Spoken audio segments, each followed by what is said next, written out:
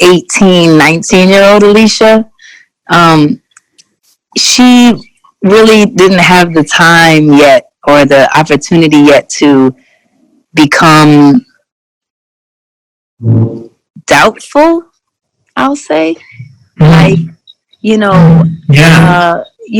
of course, we all go through different moments in our life, and we surely feel doubt and insecurity and all those things, and that's supernatural. But I think she had like that 19-year-old Alicia had a certain confidence about her that was really sure. She knew what she didn't want. She knew who she didn't want to be. She wasn't trying to bend too much to be that person that other people might have thought would do better for her, because she was very, very, very, very clear, and she hadn't yet had the taste of acknowledgement to then start to change or to feel the need to please or whatever happens. I think sometimes when in different parts of our life we find ourselves in, and for me, I think after that time, some of me changed in a way, and I realized that now I've found my way back to where I was then. And I found that to be so interesting, because in a way I started out more clearly myself and then maybe lost my way through the middle. Yeah, interesting. And then have found that I've been able to find my way back. And when I look at myself today, and I'm like, oh, okay, I realize I'm most close to the original me, which was probably, right before everything started to pick up, take off, success and things like that. And so that's to me really, really interesting, an interesting revelation. And that makes me smile, because in a way I kind of already had it. Yeah. That's so funny, isn't it? When you realize that, it's crazy to think that it's almost a process of unlearning and rewiring and reconnecting back to who we were or what we knew, and letting go of all the noise and the layers, dirt. And you talk about in part one of the book, you talk about, and you say this, and when you say it through the story you share, it's so powerful when you talk about, I no longer belong to myself. And when you said that, and what you're sharing around that space, the question I had is, when people say the phrase, don't sell your soul to achieve freedom, how do you interpret that now? Like, how do you interpret that in context of you saying, I no longer belong to myself?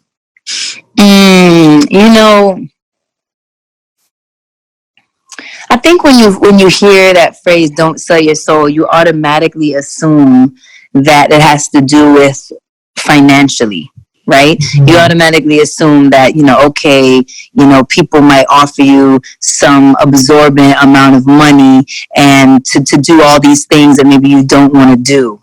And so automatically you kind of think financially, don't sell your soul, literally don't sell it for a certain number, which is a great guiding light. And I agree with that as well, because I think that a lot of times when I'm making choices that have a financial incentive, a lot of the times I'll ask myself, if all the money was off the table, do you want to do this?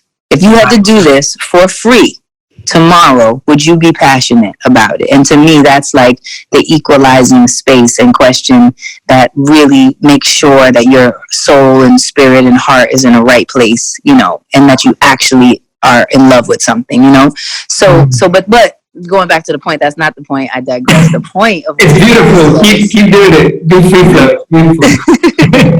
The point of what you asked was, So I think when I hear "don't sell your soul," I don't think so much financially. I think more spiritually, because there is a wealth and richness that you have by protecting the beauty of who you are and your sanity and your wellness and the specialness of who you are. And each of us are special in this really beautiful, one of a kind way. And a lot of the times I think you will find, and I found, that in order to maybe ensure that this dream that I've always had could be real or be obtainable or continue on or whatever, I didn't value enough the beauty and the safety and the importance of my worth and the need of being good to myself. And so in those ways, that's why I didn't belong to myself, because I started to want to do things from the best intentions, by the way. I did it because I wanted good things to come from it. I wanted people to be happy. I thought it would make people feel good. You know, it was all from the best intentions, but I didn't put myself first in that equation. And therefore, in some ways, you know, I started to not belong to myself. Yeah, I think that's a beautiful distinction you've made there between selling your soul usually being a financial reference, or, you know, I think you're spot on. That's what we usually think. We go, okay, that means I'm not going to sell out financially. What you talk about is so much more of an existential, spiritual question. And I think that that's a really beautiful distinction that are not a lot of people make. And it almost feels like the one you're more tested on. And that's actually harder to maintain, because you may still be able to stick to your passion. But I'm fascinated that since you were 4 years old, there were two constants I noticed in your life. So one was, and I want you to share both of them, because I think both I admire in different ways. One of them was, you say you knew that one day you'd be a singer, and you knew that in your gut since you were 4. And I'm fascinated by how you not knew that, because I think you're right. I think when we're younger, we do know things. But what I'm intrigued by is what made you trust your intuition at that age. Because I think when we're young, we're malleable and moldable, and we're more go along with what society or family or friends or noise tells us. But you knew, but what was it that helped you continue to commit and follow that? I didn't feel that, you know, I think that back to this similar theme about, like, we kind of start out knowing the truth, and then we start learning the lies, and the lies start to get in the way and start to make it really, or inheriting the lies maybe. And, you know, and again, it's not because somebody actually lied to us. It's because they just told us what they knew, and what they knew was probably not really the truth either. And each person has their own truth anyway. And so it really doesn't matter what other people tell you, because you have to find your own truth, and each person's truth is different.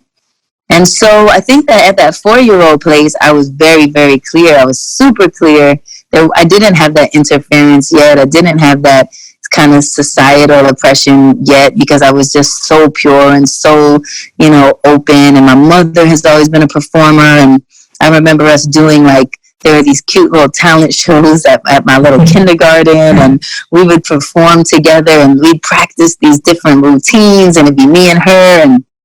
And she's such a performer, and she's always, you know, had such a passion for the arts, and that's what she came to New York to do. And, you know, so in so many ways, I've always said that I am her dream manifested in some way. And so she always had that spirit to her, and I think because that was her dream as well, she was excited when she saw that spark in me too, you know. And so we just were a good match, you know. We just were a good match. So I think it wasn't until later that I started to get out of that, you know, sweet, innocent, that really, I think, where this truth lives. Just because, you know, you start meeting more people, and you start being more exposed to different things, and then maybe you start, the doubt creeps in, or the fear creeps in, or the, you know, whatever else comes in to try to unseat us. But in that 4-year-old space, I definitely knew, and there was no doubt, and I'm clear about that. Yeah, and I love what you said there. We start with the truth, and then we learn the lies, or we inherit the lies. I think that's such a beautiful statement. It's poetic, but it's so true as well. And the other constant that I noticed in your life as I was reading through the pages was your friendship with Erica since you were 4. Yeah. And when I saw that, I'm blown away by anyone who can have a friendship that lasts the changes of life, the seasons of life, the ups and downs of life, like, and you work together, right? Yes, we Yeah, did. There's and so so many seasons. There's yeah, so so many seasons. how do you maintain a friendship through that time since 4 years old? Someone who's known you your whole life, basically. Like, tell me what that's like through the journey you've had of maintaining a friend who's been a part of your life the whole way.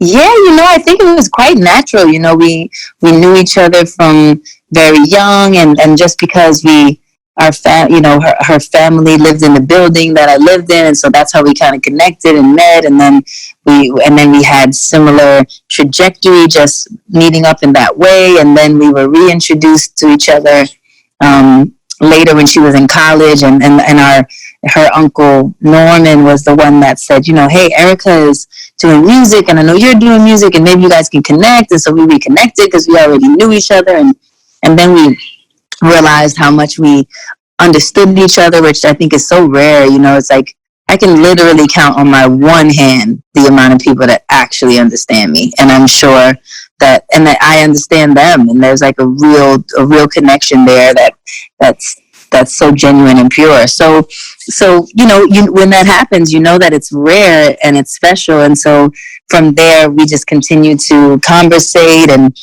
she was really smart in finishing college, and I was just about to embark on this whole crazy world and touring, and and it just, the timing was just as it was meant to be. And so then we transitioned from kind of the friend only to the friend and colleague, and growing together in this space. And it was very comforting for me because it was nice for me to have somebody that I knew and trusted and felt close to my age and to my experience and that type of thing. And so it just was all timing, man. So I think that for most of it, it was quite easy. As I think the best relationships are. You don't have to, sure, all relationships take work to maintain, to understand, to have the, communication that's necessary for them. But I think the best relationships are always quite easy and fluid. And so that was one of them. Oh yeah, that's interesting. You said the best relationships are generally meant to flow naturally. Like, it's almost like it shouldn't have to be incredibly hard work. Right. Yeah. That's what I find. Yeah. Yeah, that's beautiful. It's a nice way to look at it, because I almost feel like we're programmed as humans to believe, like, if we're working harder for something, then it's more important. You know what I mean? Like, oh my gosh. I so understand that. Yes. You know what I mean? Like, we feel like that. We feel like if I'm not working hard, then it can't be worth it. Like, we have that conditioning, that storytelling in our mind. And so sometimes I feel like people stay in relationships because it's harder work, and they wear that as the badge of honor, and we see that as like, we've achieved something today. Oh my gosh, it's so... No, you're so right. And in fact, more recently, have I truly, like in the past 4 years, to be honest, have I truly said, like, if it's not flowing, I'm not doing it. Because I had to finally understand that it's like this whole idea is swimming upstream, and this whole idea of, like, it's just the most difficult thing ever. And yet we still fight for it. I did that for so long, and finally I realized, like, wait, if it's not flowing, it's not flowing for a reason. Yeah, but it's quite hard. It's quite hard because but even to 2 months ago when I was preparing for the Grammys, I had the hosting. All of my ideas for that, and this one very particular idea that I had was absolutely not coming to life, and I could not let it go. I could not. I kept fighting and pushing and finding another way, and I'm gonna find it, and I won't give up on it. And I kept on, and I here I was telling myself previously that if it doesn't flow, just let it go. But here I was back in that, this is worth it. I'm going to fight for it. I'm going to find it. They won't defeat me. I'm here. I'm going to do it. And finally it took my husband one night. He was like, Alicia, I'm watching you, and this thing is consuming you. I mean, you can't even think about anything else because all you're working on so hard is this thing that it's obviously not coming together. I think you should let it go. And he finally had to bring me back to like my own promise to myself. Yeah, wow. It's so crazy that you touched on that, because I'd actually taken an excerpt out of the book that I wanted to read to the audience, because it just really, like, it was like a punch in the gut when I was reading it in a good way. And it was exactly this piece. So this is reading from the book, More Myself. And Alicia says, oh wait, I'm going to find the exact piece that I love. Here we go. So, sorry, it would be much better in your voice, but I'm reading it out because I picked it. But it's, at the time, I wouldn't have described it that way, nor did I truly understand that there was a flow with my name on it. But from this side of life, I can see how every moment, every experience, every pivot, even my supposed missteps have been life's way of getting me where I have always been meant to go. Rather than resisting the current, I've learned to surrender. And, you know, I thought that was absolutely beautiful. So I guess my question there is, like, how do you balance? Because I agree with you on both sides, and I see both in myself too. And I want to learn from you here. How do you know when too much is too much for yourself? And I don't mean as a principle, I mean as a principle for you. How do you know when it's worth the fight? Because there are times in this book where you had to stand up for your values, you had to believe in what you're doing, and there are times where you're like, actually I just have to surrender. How do you find that balance between those two places?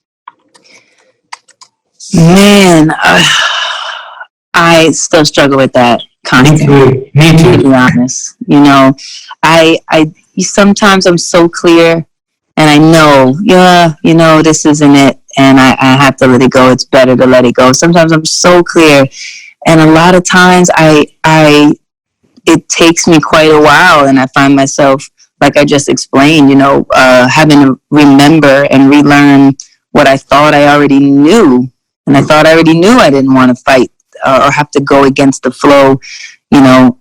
So sometimes it's quite clear, and sometimes it's not as clear to me, and I guess that's okay, you know, that's okay. But I know that if I'm feeling, I know I definitely have learned to trust really much more that sensation in the gut, you know, that thing that kind of just really tells you no, you know, or yes, you know, whatever it is. I've definitely learned to pay a lot more attention to that, and that is a part of the piece of what you're asking, like, how do you know when it's enough, or, you know, what's your own personal kind of barometer there. But, you know, I think that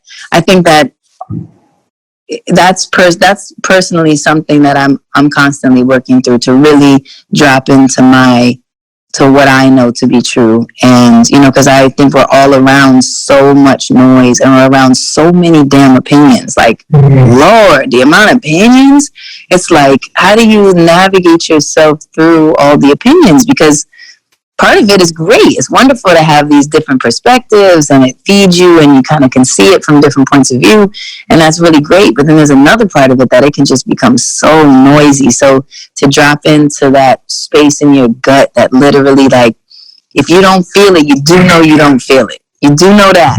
And you can try to convince. I'm a good convincer. I try to convince myself that I feel it, and I try to explain in myself, and I try to rationalize myself. But I do know when I'm not feeling it. And so I'm learning much better to just be comfortable with that, and to know that that's for a reason. And even if I don't understand that reason right now, there's a reason why it's not feeling right, and to really just trust that.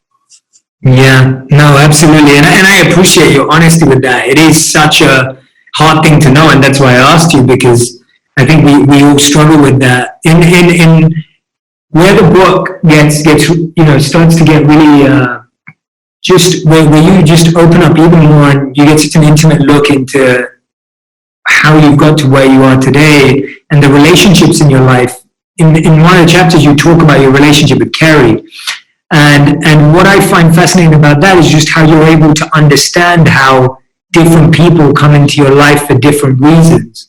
and you talk about how women and men, but we choose someone, you know, you talk about women specifically, you talk about you choose someone that's either like your father or not like your father, right? Like that extreme. And a lot of people can relate to that. And, you know, me and my wife often talk about that. We talk about the similar traits we have to our parents and how I complement some of those things that she loves in her father, or, you know, the differences that we have. And we start to see that. Tell me what you were able to learn from these different people in your life at different times that helped you with the relationship you have now, right? You've got two beautiful kids and you're happily married. Like, what were the things that you learned that helped you build the relationship you have now? Oh man, and just overall with anyone and everyone, Wherever specifically. Wherever you want to go with it, wherever you feel comfortable to go with it. So what situations or what relationships have shown me or helped me to get to where I am now, where I'm able to have a really healthy, you know, just loving, reciprocal relationship is kind of what you mean? Yeah, exactly. Yeah, what I mean is, sorry if I'm not explaining myself well, what I mean is that when you talk about your relationship with Kerry and you talk about, you know, how you feel that how he was brought into your life to teach you certain things. So I'm fascinated by what some of those lessons were and how they continue to be useful in your life now. Oh my gosh, yes. So I mean, the biggest one, definitely, and it's just so incredible. And again, back to that self-reflection and back to that being able to look at it from this clear vantage point now. It's so apparent what Kerry and I were brought together to create, and what he was brought to teach me was very, very, very important, deep stuff. And I know one of the stories that I share in the book is, I like I said, we inherit all these things, and I had this habit of that my mother she does all the time, and it's kind of like this self-deprecating thing that I guess is like a little bit of, it's a little bit of like takes the weight off, and kind of maybe it's sort of a joke, but it's actually, just and I would do this thing that I picked up from her where I would say, well, my luck, and it was almost like it's almost like protection, so that if something didn't go right, I already knew that was okay, and well, because my luck, so that's probably, it was like a disclaimer or something, and I didn't even know I was doing that, and I didn't even realize I was doing it, and it became just a habitual thing that I would say, and so we'd be talking, and I was like, well, because my luck, and he was like, why do you say that? And I was like, what? And he was like, what is making you say that? And I was like, what are you talking about? It's like, it's not even that serious what he's talking about. He really pointed out to me that, by me using those words, I was basically asking the universe to give me bad luck. Because I was saying that, since I was claiming that my luck was not good. Yeah. And I was doing it in a joking manner that I thought that I had picked up, so I didn't think it was a big deal. But in actuality, it was blocking me. And I mean, I was probably at the time like 16. Wow. And I was able to receive that message so loud and clear, from him. And I know that it changed the trajectory, because I started to learn early the power of words, and how what you say is definitely 1,000,000% what you're going to get. I mean, and so I didn't know that. And so when he opened my eyes to that, it really changed a lot for me.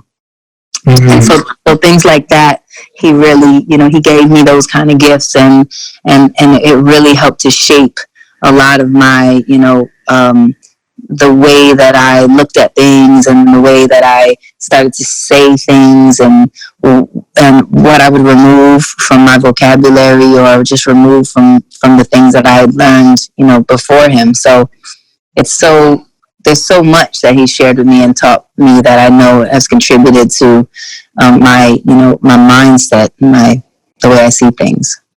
Yeah, that's beautiful. Thank you for sharing that. It's when you talk about in the book and you talk about just how it's shocking to me because the things that you're talking about, and then I look at how old you are in that section, I'm like, what? No way! Like, it's almost like there's so much wisdom in your soul, and you're so mature, and then at the same time you're reflecting so deeply at choices or decisions that you saw leading you the wrong way, and it's so interesting just to see that juxtaposition of just rechecking. I'm like, oh wow, you're only 16 then, it's and there's so much life experience there. And one of the things I love about the book that I think has been done beautifully is you have these short notes at the beginning of some of the chapters from people in your life, like your father, your sound engineers, like so many different roles, and yeah, those could be an incredible window into the scenario and situation when I'm reading it. And I was wondering how, because I think this is such a common thing for so many people, like as they grow up, their relationship with their parents either strengthens or weakens. How did this process help you heal your relationship or further or deepen your relationship with your parents of going through this process of reflecting on all of this again? Or how has that journey taken place for you through your spiritual growth? Yeah, no, definitely. I mean, I think in so many ways, in a lot of ways, it's done so much of that. Even hearing the stories that my mother shared and realizing her perspective and realizing how things must have been for her during these different times, especially when she talks about kind of, choosing to have me, and, it wasn't the kind of traditional scenario when she got pregnant, and she wasn't kind of on the trajectory to marry my father, and it wasn't, it wasn't the, what we are told is kind of the way things are supposed to happen. It didn't happen like that, and that could have been really, really difficult for her, and surely it was, and she had to make some really hard choices, and so just hearing kind of her perspective and her story, but then still understanding that regardless, she, in essence, chose me. She chose me. That is what, that is, like, things like that. Just as a daughter, you don't, I mean, of course, if you step back, of course, your parents, I guess, choose you, because once they choose to go forward, they chose you, and they're going to stick it out for good, bad, or indifferent. But as a daughter, you don't think like that. Like, you don't really think like that. And so to have those moments now on this side, and also being a mother and understanding, like, the weight of what that actually means is, it just deepened my respect and my, love for her so much, which I don't even know how that can get any deeper, because she's literally my one and only. Like, she's truly, in regards to consistency and actually being there for me for real, it's her, and that's it, but to learn more about that and her, doubts and insecurities and things she had to overcome really just brought me closer to her. I think just as a woman, So that's really cool and really powerful. And then for my father as well, we've definitely been on a deep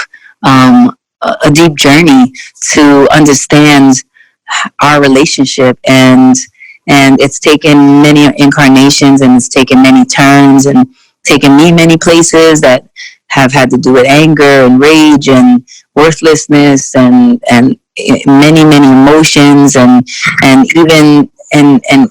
even moving towards gratitude and definitely like a deeper understanding of his journey and his difficulties and what he's had to endure and experience, and his upbringing. And he also was raised by his mother only, and he didn't really have, he had a father figure in my grandfather, who my grandmother married later on, you know what I mean? But in regards to like him having a father figure, how does one learn how to be a father? Was you born knowing how to be a father? Like, how do you know? How do you know? Or how does one learn how to be a mother? Same. So it's just so deep in this kind of place of empathy and understanding, and really, as opposed to just only seeing everything from your view and your perspective. I think that's what it's given me the most, of being able to see it from multiple perspectives and multiple views. And to your point, even those intro chapters and things like that create another perspective of how to look at it and how to see it. And ultimately, that's our experience, I think, is how we see it, is the experience we have with it.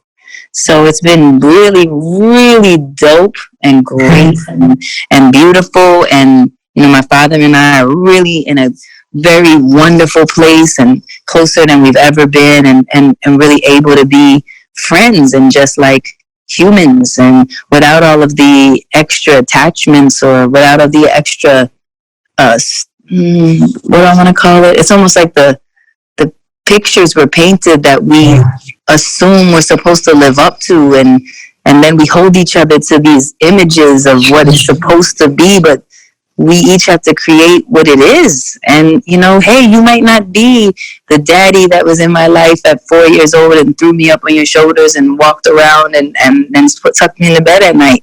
That might not have been of our experience, but that doesn't mean that our experience isn't valuable, and that our experience isn't special too, in the way that it was meant to unfold. So that empathy has definitely come through in a lot of ways, and I love that this book has assisted that. Wow, that's so powerful to hear that the pictures and the visions that we, like our fiction writing brains, create of what it should look like and what it should feel like.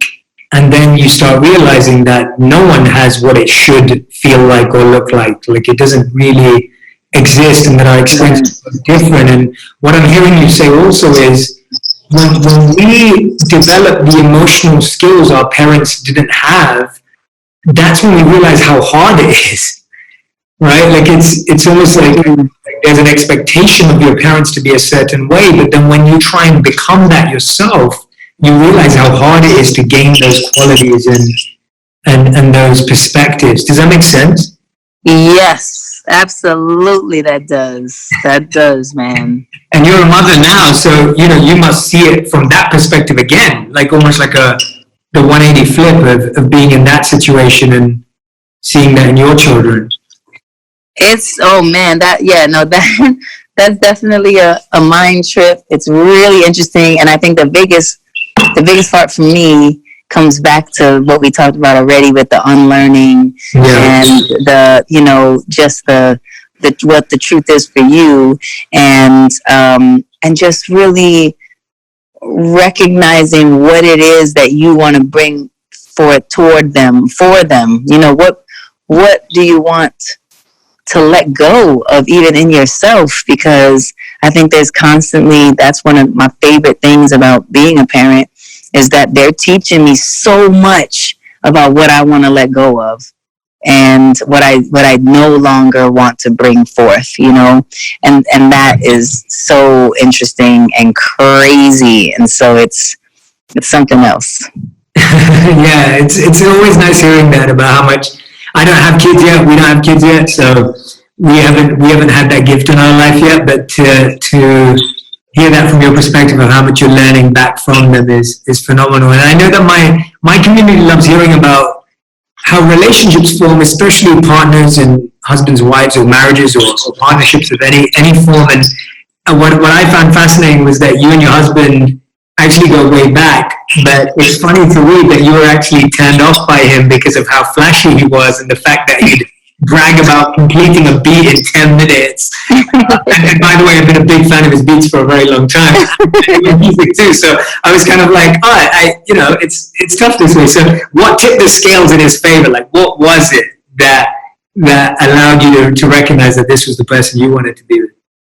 Oh, it was so interesting. It's such a journey because, like you said, and we talk about it. I actually love the story of us in the book a lot because it really, I think, comes through really purely as to the experience. And we've known each other for so long, since we were like 15 and 14, and we've seen each other through these different incarnations in our lives, and we've watched each other become successful without even really, we knew each other in the sense of we met in these different places, and we, of course, were happy for each other's success, but it was kind of in passing in so many ways. And so I found that with him, I really was quite judgmental about him, which is something that I think we do, like, as humans. We just are super judgmental about a person, and and so I always had this idea about what I thought that he was in my mind. And that particular thought that I thought that he was something that I didn't find to be something I wanted to really get to know more of, or, I thought it was, to your point, like I wrote, quite flashy, very over the top, very kind of obnoxious, ostentatious. It was completely the antithesis of who I believe I am, or who I believed I was, and just the energy that I carried. And so I was always so like, there he goes again. And like, he can't just have a fancy car. He has to have the white Phantom. Right? He can't just have like a really nice chain. He has to have like 5 diamond chains. Like, it was just like so over the top and so much. So I drew these conclusions about him. And every time that I connected with him, I was always like, wow, he's so cool. Like, I didn't realize how cool he was. And I'd always be introduced to the real him, because as we do a lot, we judge each other and assume that we know something about people, and we don't. And so it wasn't until that I actually started to communicate with him or converse with him that then I was like, wow, he's quite interesting. He's like, he's always thinking about something that's so interesting. And so that it was the actual getting to know him, and really just the peeling away the layers of what I assumed, and actually getting to know the spirit of the person. And I think that when I look at it from now, and I know for a fact that the universe and God definitely knew what they were doing when they brought us together, because it's completely this, we both have what each other didn't have before us. And so there's this beautiful thing where he's taught me so much about, like, greatness and bigness and being unafraid of this enormousness that we have within us. And you don't have to be afraid of it. You don't have to not step into your 5 diamond chains. Now, you might express that in a different way, and you might want to express that brilliance and brightness in another way, but you don't have to be afraid to express it. You don't have to hold it back and repress it. You don't have to not want wonderful things for yourself. You don't have to be afraid of anything, not your wealth in any capacity, not the wealth of the love that you have that you want to give, not the wealth of the ideas that you have that you want to create, not the wealth financially that you want to be able to have and give and share. You do not have to hold it back. I only held everything back until I met him. And he was a really, really big teacher to me about how to walk into my greatness and not apologize for it. And it's really deep. It's really deep and really amazing. And I'm so grateful for it. And I've also given him a sense of grounding and a sense of deepening and a sense of really looking at things from a more expressive place, or a more,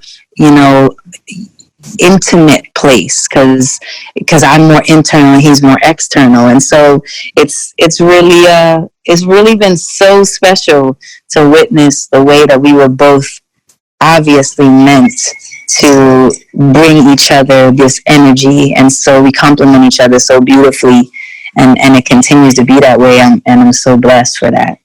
Yeah, I'm so glad you shared that, because I feel like in this online dating world, or social media dating world that we missed, I often find that people are judged so quickly, and we make decisions over whether we could or could not have a future with someone so instantly.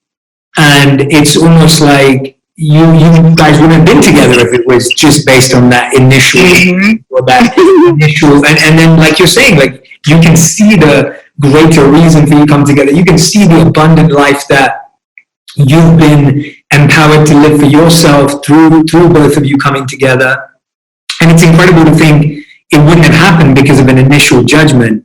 And one of the parts I love is where you talk about this. So it says, that your husband said for years that you wouldn't take your wedding ring off, even after he presented you with an upgrade. And I quote, "That's Alicia for you, less is more." And so I was like, so it seems like you've still stayed to that, like less is still more for you. Yeah. But you've been able to appreciate more, right? That's kind of what I'm hearing. Yeah, I'm still who I am. Yeah. And I am a person that does prefer simplicity. I realize, it just feels better for me. But I also have learned to appreciate, and within that simplicity, to find that the simplicity doesn't mean I have to want nothing for myself as well. It's like a beautiful line. But so yes, there's a much more, I think, a much better balance. Although still at my heart, that's the type of woman that I am. I'm a quite simple person. I love that. One of the big things that you see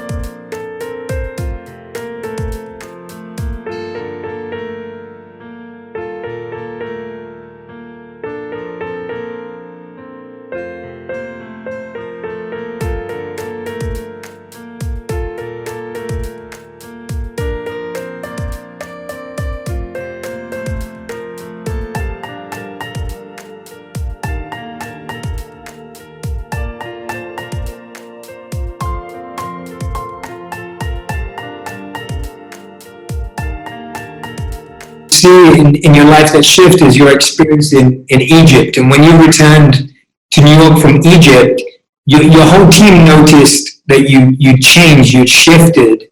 And you go on to say that you started using the single most powerful word a pleaser can ever speak. And no, right? And I think so many of us today have a challenge with that word in so many areas of our life. Tell me what the experience was in Egypt that led to you getting that confidence. Because I think for a lot of us, it's just we're not giving ourselves the permission to say no because we don't want to let others down, because we want to be seen as good people and caring people. Tell me about the importance of using that word and how it's changed things for you. Oh my gosh, so important. It's so important, man. And it's like, we associate so much guilt with looking out for ourselves, and I don't know why we do this. Like we're so comfortable to make sure that we're doing all the best things and the right things for everybody else. For that, it feels like you're completely in the right, in your rightness. But when it comes to looking out for what's best for you, we are so guilt-ridden about it. And I think it's just, I am so finished and done with that. I would really like to rewrite that whole story. Wow. It is whack and it's not real. And I don't know what it is. And I don't know who told it. And I don't know if it's like women like really deal with this even more difficultly than men. I don't know. I'm not a man. I can't speak for men. all I know is whoever feels like how I feel in this place where we suddenly are racked with guilt when it has to do with protecting or taking care of yourself, I want to rewrite that narrative because it's just awful. And so, and it's totally counterintuitive and counterproductive, and it's just kind of totally stupid. And I don't even use that word. I don't like that word, but in this case, it's relevant.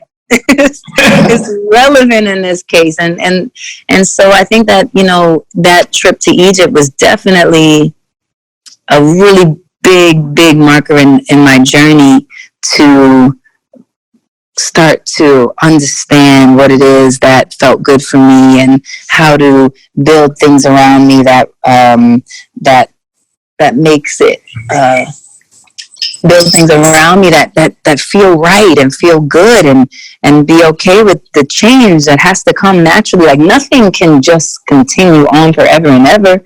It wouldn't even work. So that trip was a big part of me arriving to the place where I could finally start to say no. And that definitely took a long time and much more after that before I actually got the hang of it and before I even understood why it was so valuable and so important. But I think I started to recognize just the things that were happening in my life that I needed to let go of, and that was the beginning of me recognizing this pleasing tendency that I was carrying with me, that it was time to start shifting away from. Yeah, it's so powerful hearing you share that. And I know a lot of people listening right now will get so much strength from that, because you're right, men and women, and maybe women more, like, struggle with saying no. And I think we struggle with it at work, we struggle with it in our relationships, we struggle with it in our families. There's so many places that we struggle with it, that it's such an important skill and habit to learn. And be able to become comfortable with ourselves and making that space for ourselves. So I think you're going to give a lot of people a lot of strength hearing you talk it through and calling it stupid. I totally get where you're going with that. You say that in life we don't get what we are. Sorry, in life we don't get what we ask for. We get what we believe. And I thought that statement was so powerful when I read it. I'm going to read it again, guys, because it may sound like something you've heard before, but it's not. So listen to it carefully. In life, we don't get what we ask for, we get what we believe.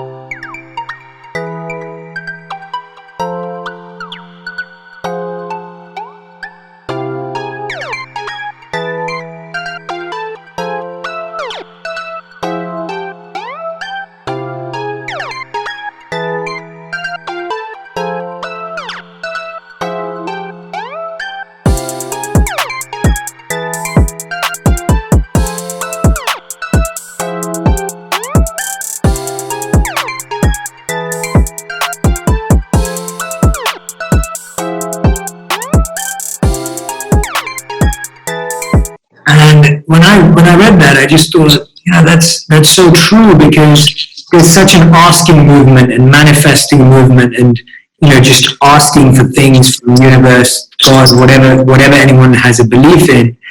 I'm intrigued by when you came to that realization and what you're believing right now. So how did you get to that realization, and then what are you believing right now? Oh my gosh! How do you? Sorry, we're going there today, Alicia. It's so good. It is so good. And man, how do you? I just have seen so clearly, and even up to quite recently, that even I was operating from these places that I didn't recognize my value Mm. And I thought that that was humility. Wow. But I was wrong. And it's absolutely not humility to not recognize your value. It's issues with self-worth, and it's issues with, you know, things that we all have inside of us that we definitely have to pay attention to and think about and work on and practice all the time. To this day, I have to practice saying, I deserve this. I am meant to have this special moment, and I do not have to feel like, you know, I was doing this thing where I would, you know, say, I don't need that.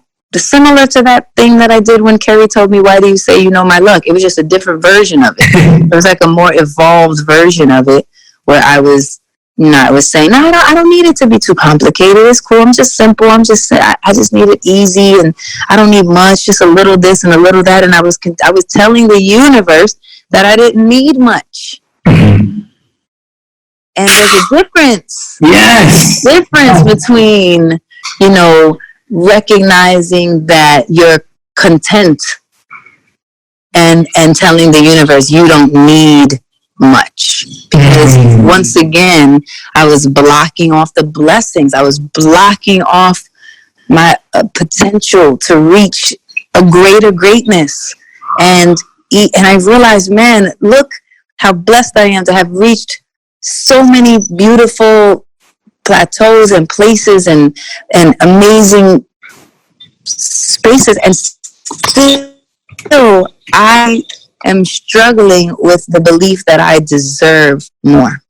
And when I talk about deserving more, I'm not talking about financially deserving more, which I deserve that as well, by the way. And I really encourage us to not be afraid of financial success. I really do. I think that that's also another fallacy. That's another narrative we thought that somehow there's something to be ashamed of by achieving, you know, any number of things we might achieve. But that's not what I mean. What I mean is like the greatest visions that I have yet to vision for myself, the greatest visions I've yet to envision for the planet, the greatest contributions that I have yet to actualize. All these things, if I'm telling myself I don't need much, how can I reach those unimaginable places?